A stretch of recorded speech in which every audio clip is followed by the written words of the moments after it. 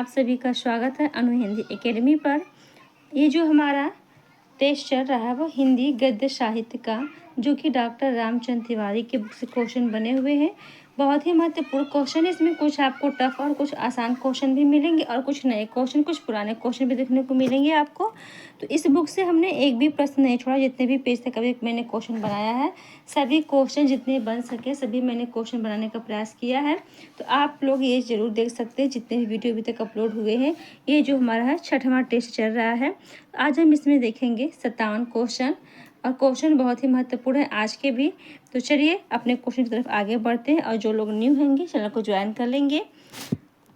बाकी वीडियो अच्छी लगेगी तो शेयर कर दीजिएगा। चलते हैं पहले क्वेश्चन की तरफ। ये रहा स्क्रीन पे हमारा पहला क्वेश्चन दिख रहा होगा आप लोगों को। राजा साहब, राजा श्री प्रसाद सितारे हिंद को राजा साहब भी कहा जाता है। ध्यान दीजिएगा, किस लिपि के पूर्व समर्थक थे? इसका जो राइट आंसर होगा नागरी लिपि की पूर्व समर्थक थे। नेक्स्ट क्वेश्चन नंबर दूसरा देखते हैं। अंग्रेज विद्वान फ्रेडरिक पिकार्ट ने पिकार्ट महोदय को लिखे पत्र में किसे बड़ा चतुर कहा है? अंग्रेजी विद्वान जो थे फ्रेडरिक पिकार्ट ने किसे बहुत चतुर कहा है? इसका जो राइट आंसर है राजा श्री प्रसाद सितारे हिंद को इन्होंने बहुत ही चतुर कहा है। क्वेश्चन को ध्यान से पढ़िएगा, क्वेश्चन बहुत ही महत्वपूर्ण है। राजा लक्ष्मण सिंह का समय काल क्या था? राजा लक्ष्मण सिंह का समय काल क्या था? तो वह जो था 1826 से 1896 ईस्वी था। क्या था? 26 से 96 ईस्वी था। क्वेश्चन नंबर 4 देखते हैं। राजा लक्ष्मण सिंह का भाषा विषयक आदर्श किसे सर्वथा विपरीत था? जो इनका भाषा विषयक था वो आदर्श किसके सर्वथा विपरीत था? इसका जो राइट आंसर श्री प्रसाद सितारे हिंद के विपरीत था लक्ष्मण जी का। क्वेश्चन नंबर 5 देखते हैं। राजा लक्ष्मण सिंह ने अपने किस पत्र में संस्कृतनिष्ठ हिंदी का पक्ष लिया है? तो वो था प्रजाहितैषी में। बी राइट आंसर है। शकुंतला का अनुवाद किस वर्ष हुआ था? तो 1861 ईस्वी में हुआ था। किसने किया था ये आप लोगों को पता होगा। राजा लक्ष्मण सिंह ने रघुवंशम का अनुवाद किस वर्ष किया था? तो 1878 ईस्वी में किया था। सभी क्वेश्चन बहुत ही महत्वपूर्ण है। मेघदूत का अनुवाद किस वर्ष प्रकाशित हुआ? तो यह जो है किस वर्ष हुआ है? 1882 ईस्वी में हुआ है। क्वेश्चन नंबर 9 शाकुंतला, रघुवंशम और मेघदूत किस प्रकार के ग्रंथ है? तो अनुवादित ग्रंथ है, सभी को पता है। तो 9वां का जो राइट आंसर होगा भी अनुवाद ग्रंथ है, और इसका अनुवाद किसने किया? लक्ष्मण सिंह ने किया है। हमारे मत में हिंदी और उर्दू दो बोली न्यारी न्यारी है, यह कथन किसका है? बहुत ही महत्वपूर्ण क्वेश्चन है। क्वेश्चन आया हुआ भी एग्जाम में है, तो राजा लक्ष्मण सिंह का है। क्वेश्चन 11 देखते हैं। राजा लक्ष्मण सिंह की भाषा किस प्रकार के शब्दों से रहित तथा संस्कृत निष्ठ थी? तो वह है उर्दू फारसी। अगला क्वेश्चन, राजा लक्ष्मण सिंह की भाषा में किस बोली का प्रभाव पर्याप्त मात्रा में है? कौन सी बोली है? तो इसका ब्रजी या ब्रजभाषा। बी इसका राइट आंसर है। क्वेश्चन नंबर 13 देखते हैं। राजा लक्ष्मण सिंह के किस अनुवाद की भाषा को एक सुंदर उदाहरण माना गया है? तो वह है शकुंतला नाटक को जो है उनका एक सुंदर उदाहरण माना गया है। अनसुईया का संवाद, सखी मैं भी इसी सोच विचार में हूँ। अनसुईया का संवाद क्या है कि सखी मैं भी इसी सोच विचार में हूँ, किस रचना से लिया गया है? तो शकुंतला नाटक से लिया गया। अनसुईया शकुंतला नाटक की पात्र है, सभी को पता होगा। राजा लक्ष्मण सिंह की प्रयुक्त भाषा के विषय में किसने कहा? यह भाषा ठेठ और सरल होते हुए भी साहित्य में चिरकाल से व्यवहृत संस्कृत के कुछ रसिद शब्द लिए हुए हैं। बहुत ही महत्वपूर्ण कथन है। इसका जो राइट आंसर है वो है आचार्य रामचंद्र शुक्ल का कथन है। क्वेश्चन नंबर 16 देखते हैं। राजा श्री प्रसाद तथा राजा लक्ष्मण सिंह की भाषा नीतियों का क्या परिणाम हुआ? तो वह है हिंदी के स्वरूप को लेकर दो विरोधी मत उठ खड़े हुए थे। उर्दू के समर्थकों में सबसे सबल व्यक्तित्व किसका था? तो वह था सर सैयद अहमद खां का था। नेक्स्ट क्वेश्चन, उर्दू और हिंदी के समर्थकों के बारे में अंग्रेजों को यह सुझाव किसने दिया कि हिंदी हिंदुओं की जुबान है तो बुत परस्त है और उर्दू मुसलमानों की? बहुत ही महत्वपूर्ण कथन है, ध्यान दीजिएगा। यह है सर सैयद अहमद खां का है।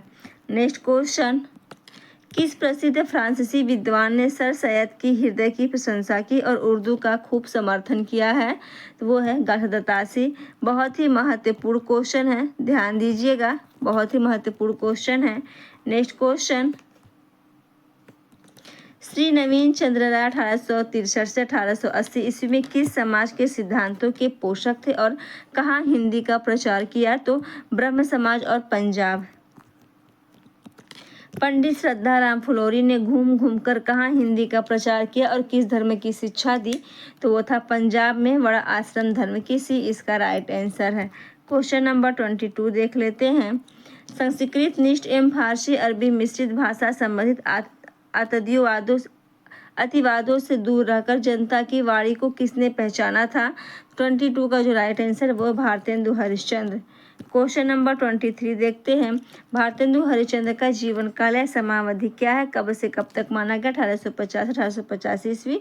ये सभी को पता होगा, बहुत ही आसान क्वेश्चन, क्योंकि आपने कई बार ये क्वेश्चन पढ़े हुए हैं। सन 1883 से 1884 ईस्वी के लगभग भारतेंदु ने हिंदी गद्य के स्वरूप को स्पष्ट करने के लिए किस नाम से एक छोटी सी पुस्तक प्रकाशित की थी? ध्यान दीजिएगा, ये पुस्तक आ भी चुका है। इसका जो राइट आंसर वो है हिंदी भाषा, ये आया हुआ भी था। क्वेश्चन नंबर 25, भारतेंदु युग के शब्दों के अशुद्ध वर्ण विन्यासों में व के स्थान पर किसका प्रयोग होता था? तो वर्ण के स्थान पे जो है कि व का प्रयोग होता था, बी राइट आंसर है।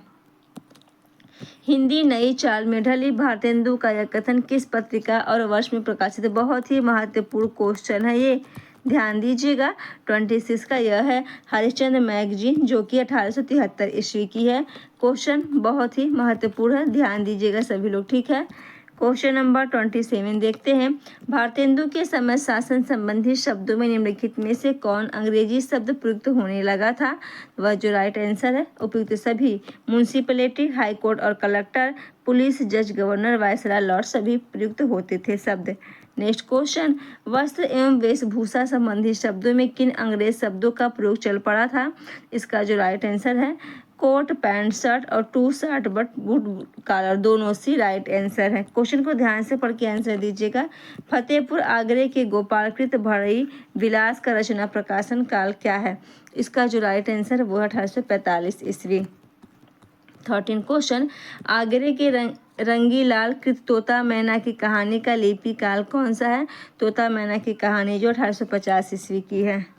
नेक्स्ट क्वेश्चन, लखनऊ के मोतीलाल के कहानी संग्रह का लिपि काल क्या है? लिपि काल मतलब समय क्या पूछा गया है, तो इसका जो राइट आंसर है वो 1873 ईस्वी। नेक्स्ट क्वेश्चन, हरिश्चंद्र हिंदी बताने के लिए विशेष परिवर्तन आवश्यक न होगा, यह सरल हिंदी है जो भारतेंदु की प्रिय थी। यह कथन किसका और किस विषय से संबंधित है? बहुत ही महत्वपूर्ण क्वेश्चन है ये।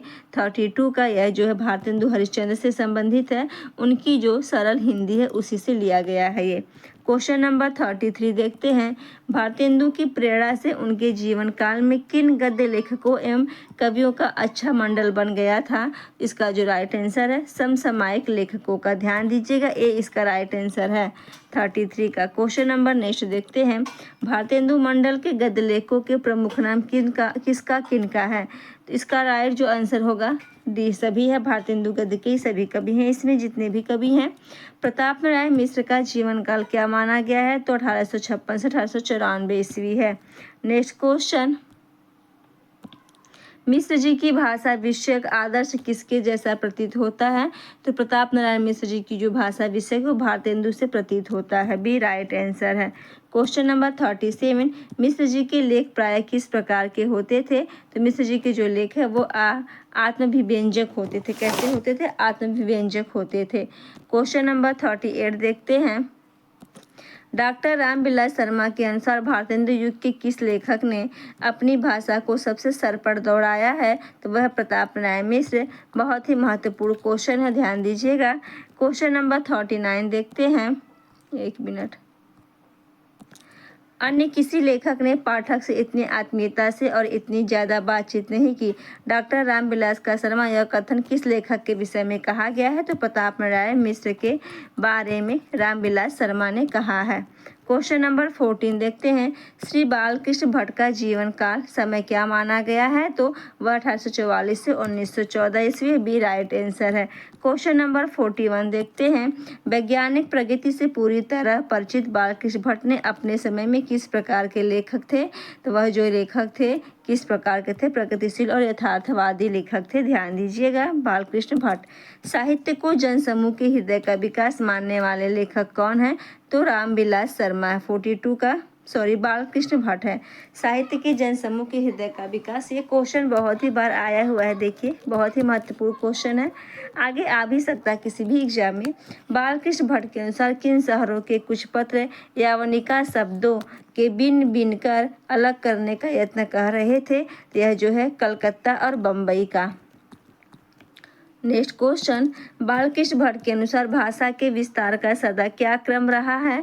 तो यह था किसी देश के शब्दों को अपनी भाषा में मिलाते जाना और उन्हें अपना करते रहना, यही इनका विस्तार था बालकृष्ण भट्ट का। बाल मुकुंद गुप्त किस काल युग के बीच को कड़ी माने जाते हैं? बहुत ही महत्वपूर्ण क्वेश्चन है, ध्यान दीजिएगा। 45 भारतेंदु और द्विवेदी युग की कड़ी माने गए हैं बाल मुकुंद गुप्त। अस्थिरता शब्द के प्रयोग को लेकर किस आचार्य से विवाद हुआ था? तो 46 का, वो थे महावीर प्रसाद द्विवेदी। जितने भी क्वेश्चन हैं बहुत ही महत्वपूर्ण है, सभी क्वेश्चन ध्यान दीजिएगा।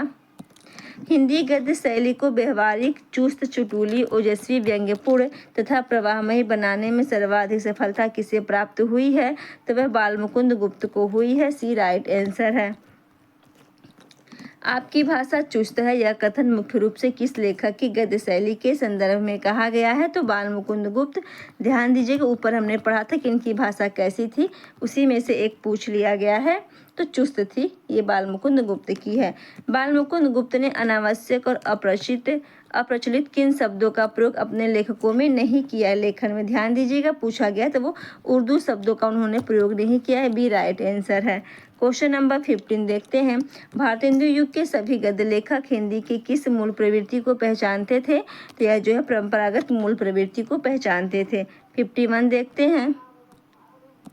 भारतेंदु युग में भाषा का स्वरूप कैसा होने लगा था? तो व्याकरण सम्मत होने लगा था। बी राइट आंसर है। जो भाषा का स्वरूप था।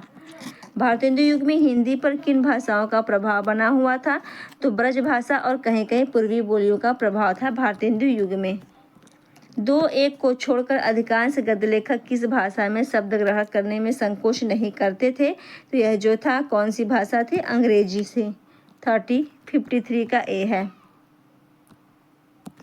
भारतेंदु युग के अधिकांश गद्य लेखकों ने किस प्रकार के वाक्यांशों की योजना की प्रवृत्ति पाई जाती थी? 54 का जो राइट है संस्कृत निष्ठ, ए इसका राइट आंसर है। क्वेश्चन नंबर 55 देखते हैं। भारतेंदु युग में अधिकांश गद्य लेखक भाववाचक संज्ञाओं का कैसा रूप प्रस्तुत करते थे? तो वह था सरल रूप। बी राइट आंसर है। नेक्स्ट क्वेश्चन नंबर 56 देखते हैं। भारतेंदु को आदर्श मानने के बावजूद द्विवेदी जी पूर्व युग की हिंदी गद्य में किसका अभाव था? ध्यान दीजिएगा, क्वेश्चन बहुत ही महत्वपूर्ण है, तो वह था एक रूपता का। Next question number 57। चिट्ठे और खत निम्नलिखित में से किसके श्रेष्ठ निबंध है? इसका जो राइट आंसर है बाल मुकुंद गुप्त के ये निबंध है। ध्यान दीजिएगा। आज की क्लास कैसी लगी और कितने क्वेश्चन आप लोग के सही हुए कमेंट में जरूर बताइएगा। और हाँ, उसके बाद जो भी क्वेश्चन में डाउट हो एक बार कमेंट जरूर बताइए कि हाँ इस क्वेश्चन में मुझे डाउट है, उसका आपको क्लियर कर दिया जाएगा। आज के लिए इतना ही, मिलते हैं कल अगले नेक्स्ट क्वेश्चन के साथ और नए प्रश्नों के साथ। बहुत बहुत धन्यवाद आप सभी लोगों का।